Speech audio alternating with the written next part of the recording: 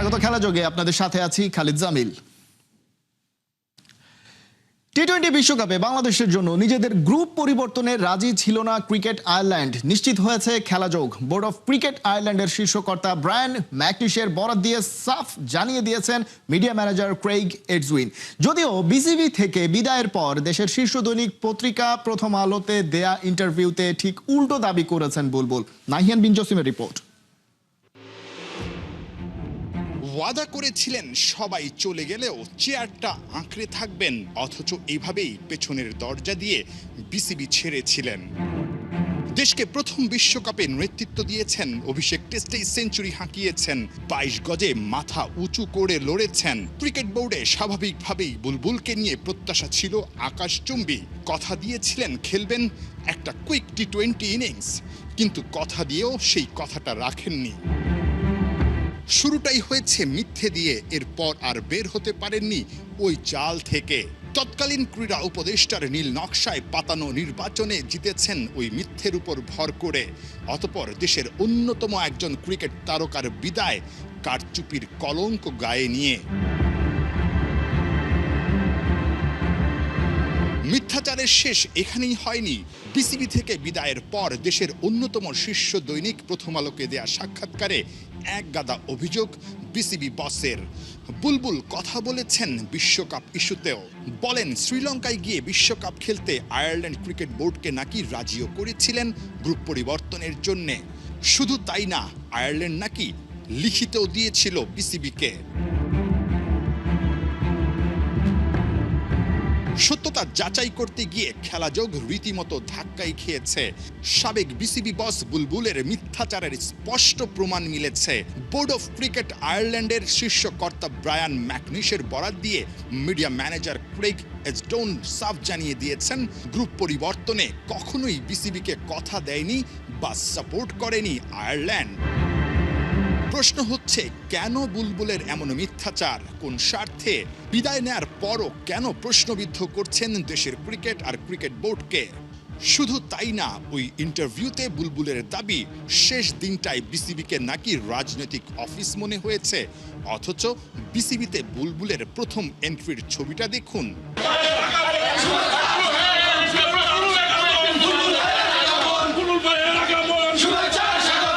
বিসিবিতে slogan বা রাজনৈতিক লোকদের আনাগোনা কোনোটাই কাম্য না। কিন্তু বুলবুল নিজেও কি মেনেছিলেন সেই কথাটা? নিজে তো একটা রাজনৈতিক দলের সঙ্গে মিটিং করেছিলেন বিসিবির কার্যালয়ে নিজের কক্ষে বসে। এই ছবিগুলো কি মিথ্যে, নাকি আমিনুল ইসলাম বুলবুলের কাছে সব ভুলের মতো এটারও ব্যাখ্যা আছে? ছবিটা জায়েজ করতেও কি মিথ্যাচারেরই আশ্রয় নেবেন? নাহিয়ান বিন জসিম, ৭১। খাদের কিনারায় দাঁড়িয়ে একটা সেঞ্চুরি করলেন সাইফ হাসান। মাথার ওপরে ঝুলছে রানে ফেরার তাড়া। এই নিউজিল্যান্ড সিরিজে ওপেনিং স্লটে তার ওপর ভরসা করছে নির্বাচকরা। পা ফসকানোর সম্ভবত কোনো সুযোগ নেই। দারুণ প্রতিভাবান এই ব্যাটার নিজের সামর্থ্য কাজে লাগাতে পারছেন না। কোন পথে হেঁটে আজ এই পর্যায়ে এলেন সাইফ হাসান? রিপোর্টে বিস্তারিত। লং অফ দিয়ে স্বচ্ছন্দে পুল করে বাউন্ডারি আদায় করে নিলেন সাইফ হাসান। মিরপুরের মাঠে এদিন আরও মোট হাফ ডজন বাউন্ডারি আর ৮টা ছক্কা মেরেছেন টাইগার ওপেনার। মাঠের চারদিকে এমন বাহারি শট খেলায় তার জুড়ি মেলা ভার। সবই সহজাত, নতুন করে শেখার কিছু নেই। কিন্তু এই স্কিল কাজে লাগাতে পারছেন কতটা? রিসেন্ট পরিসংখ্যান বলছে ভয়াবহ ব্যাট প্যাচ কাটাচ্ছেন। মিরপুরের প্রস্তুতি ম্যাচে ১৩৩ বলে ১৩৮ রান করে নট আউট থাকার আগে তার সময়টা কেটেছে বেশ অস্বস্তি নিয়েই। পাকিস্তানের বিপক্ষে ৩ ম্যাচের সিরিজে সাইফের কন্ট্রিবিউশন মোটে ৫২ রান। ফ্যানদের আফসোস তো বেড়েছে। সাদা বলের ক্রিকেটে সাইফ তো মোটেও কোনো ফ্লুক নয়। ২০২১-এ পাকিস্তানের বিপক্ষে অভিষেক আগুন জ্বালিয়ে আবার হারিয়েও গিয়েছিলেন, কিন্তু সেই সাইফ ফিরে এসেছেন আগের চেয়েও দ্বিগুণ প্রতাপের সাথে। ১৪ ম্যাচে ২৬ গড় আর ১২০ স্ট্রাইক রেট মোটেও হেলদি পরিসংখ্যান না, কিন্তু বাস্তবতা হলো যেদিন খেলেছেন ছাপিয়ে গেছেন সবাইকে, আর যেদিন পারেননি ওদিন শুধুই হারিয়ে খুঁজেছেন নিজেকে। ওয়ানডে অভিষেক হয়েছে গেল বছর, কিন্তু শুরুটা টি-20-র মতো ঝলমলে নয়। আধুনিক ক্রিকেটে ৮১ স্ট্রাইক রেট একটু বেশিই বেমানান। সময়ের সাথে সাথে সেটাকে ওপরে নিয়ে যাবেন, আদৌ ততটা সময় আছে? তো দরজায় কড়া নাড়ছে ওয়ানডে বিশ্বকাপ। নির্বাচকদের প্ল্যানিংয়ে সেটা আছে নিশ্চয়ই, কিন্তু ওই একই প্ল্যানে সাইফ থাকবেন কিনা সেটাই এখন বড় আলোচনা। তবে সাইফ তরুণ, প্রতিভার বিচারে সুযোগটাও তার প্রাপ্য। নির্বাচকরাও এই পথেই ভেবেছেন। নিউজিল্যান্ডের বিপক্ষে খেলছেন তিনি, কিন্তু কতদিন? কারণ বাংলাদেশের ডাগআউটে অপেক্ষাতে আরেক ওপেনার সৌম্য সরকার। অভিজ্ঞতার বিচারে তাকে এগিয়ে রাখতে হবে। তাছাড়া এর আগে ওয়েস্ট ইন্ডিজের বিপক্ষে গেল বছর নিজের সবশেষ ওয়ানডেতে 91 আর 45 রান করেছিলেন সৌম্য। অ্যাটলিস্ট ওয়ানডের টপ অর্ডারে জায়গা পাকা করার দাবিটা তিনি জানিয়ে রাখতেই পারেন। ওদিকে তাই সাইফ হয়তো নিজেও জানেন সামনে মসৃণ পথটা দ্রুতই শুরু হয়ে আসছে, আর সেই পথে যদি হাঁটা না যায় তবে ক্যারিয়ার কোন দিকে বাঁক নেবে সেটাও অপরিষ্কার। তবে এত চাপ সামাল দিতে পারাটাও তো প্রফেশনালিজমের অংশ। তার আভাস দিতেও পেরেছেন প্রস্তুতি ম্যাচে। মিরপুরের ওই লড়াইয়ে শান্ত, তামিম, হৃদয়, আফিফরা যাওয়া আসার মধ্যে থাকলেও একপাশে সাইফ ঠিকই নিজের মতো করে গড়ে তুলেছেন নিজের ইনিংস। সামনের নিউজিল্যান্ড সিরিজটাই কি তার লাইফলাইন, নাকি বাংলাদেশের টপ অর্ডার তার হাত ধরেই হাঁটবে অনেকটা পথ? সেটাই এখন দেখার অপেক্ষা। খালিদ জামিল, 71। চণ্ডীপাঠ থেকে জুতা সেলাই, একা হাতে সবই করেন সাকিব আল হাসান। খেলা, কমার্শিয়াল, ব্যবসা, রাজনীতি, এবারে নতুন পরিচয়ে ফিরছেন টাইগার অলরাউন্ডার। সাকিবের উদ্যোগে যাত্রা শুরু করতে যাচ্ছে একটা ডিজিটাল সংবাদ মাধ্যম, বিয়ন্ড বাংলা। কোহিনুর কণা রিপোর্ট। মধ্যরাতে ডক্টর তাসনিম জারার পোস্ট, যাচ্ছি ব্রাজিল। লিখলেন ছবি নিজেই পোস্ট করছি, কারণ এখন নিজের ছবি নিজে না দিলে অন্যরা দিয়ে দেয়। ক্যাপশনটা একটু অন্যরকম হয়। ওদিকে কদিন আগে দেশের একটি গণমাধ্যমে সাকিব আল হাসানের দেয়া এক সাক্ষাৎকার ঘিরে আলোচনা সমালোচনার ঝড় ওঠে। অতঃপর নিজে ফেসবুকে স্ট্যাটাস দিয়ে স্পষ্ট করেন পুরো ঘটনা। আজকাল সংবাদের বস্তুনিষ্ঠতা নিয়ে প্রায়ই প্রশ্ন ওঠে, কোনটা ঠিক কোনটা ভুল তা নিয়ে পড়তে হয় দ্বিধাদ্বন্দ্বে। সেই সমস্যার সমাধান করতে এবার নতুন পরিচয়ে হাজির হচ্ছেন সাকিব আল হাসান। টাইগার অলরাউন্ডারের উদ্যোগে যাত্রা শুরু করতে যাচ্ছে একটি ডিজিটাল সংবাদ মাধ্যম, যার নাম বিয়ন্ড বাংলা। কেন যুক্ত হলেন ডিজিটাল মিডিয়ায়, সাকিব নিজেই জানিয়েছেন তা। আমার কাছে মনে হয় খবরগুলো নানাভাবেই উপস্থাপিত হয়। অনেক সময় সঠিক খবরটা পৌঁছায় না। সঠিক নিউজটা যেন মানুষের কাছে পৌঁছায়, সেই জায়গা থেকে যদি কিছু করা যায়, সেরকমই একটা চিন্তা বলতে পারেন।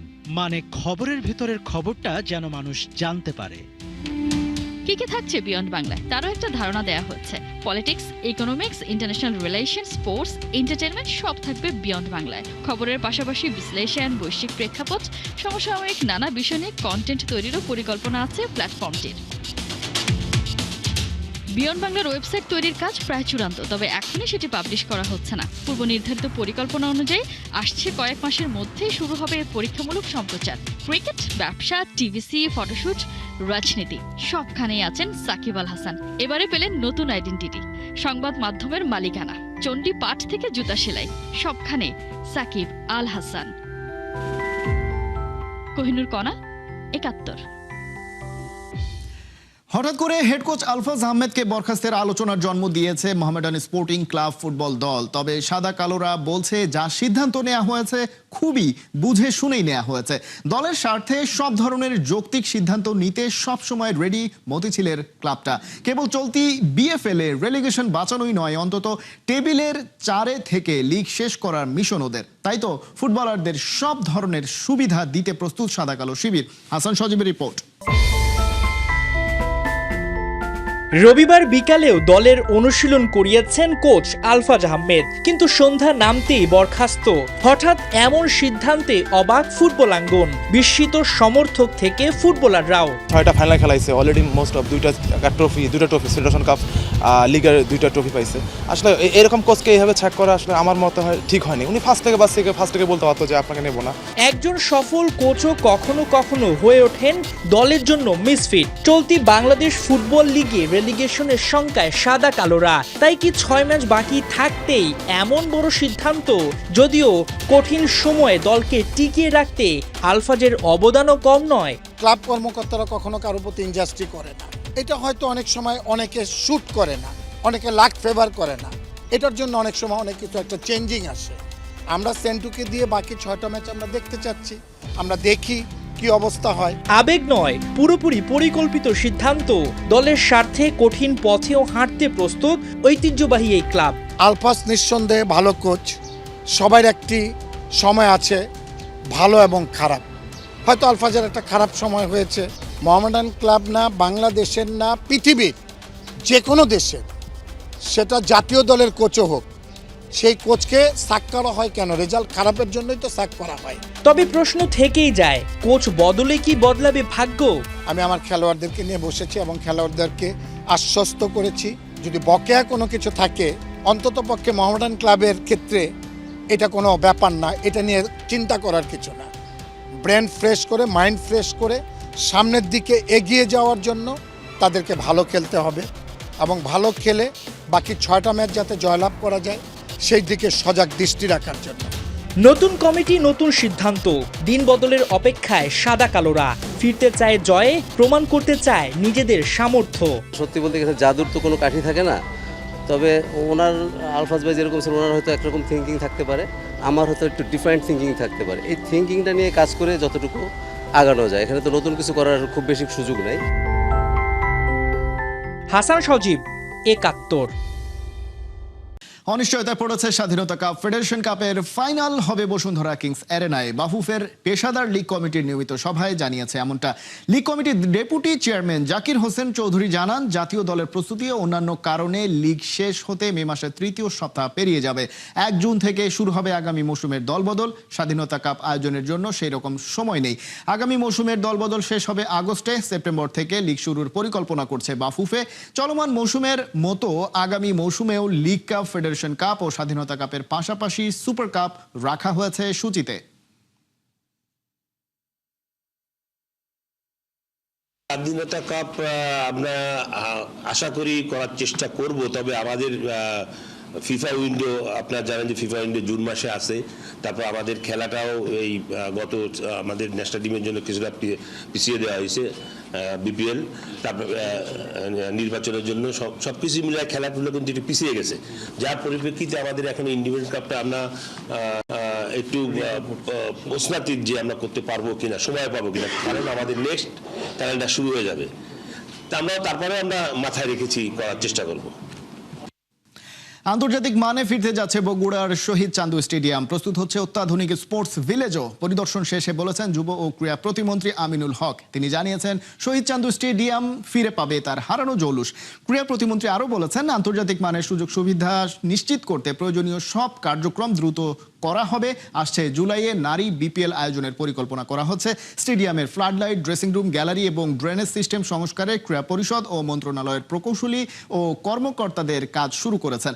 বগুড়ার ক্রীড়া অবকাঠামো নিয়ে প্রতিমন্ত্রী বলেন, দেশে যে কটি অঞ্চলে আন্তর্জাতিক মানের ইনডোর সুযোগ সুবিধা আছে সেখানে স্পোর্টস ভিলেজ নির্মাণের পরিকল্পনা হয়েছে। এর মধ্যে রাজশাহী বিভাগের স্পোর্টস ভিলেজটি বগুড়ায় নির্মাণ করার সিদ্ধান্ত নেওয়া হয়।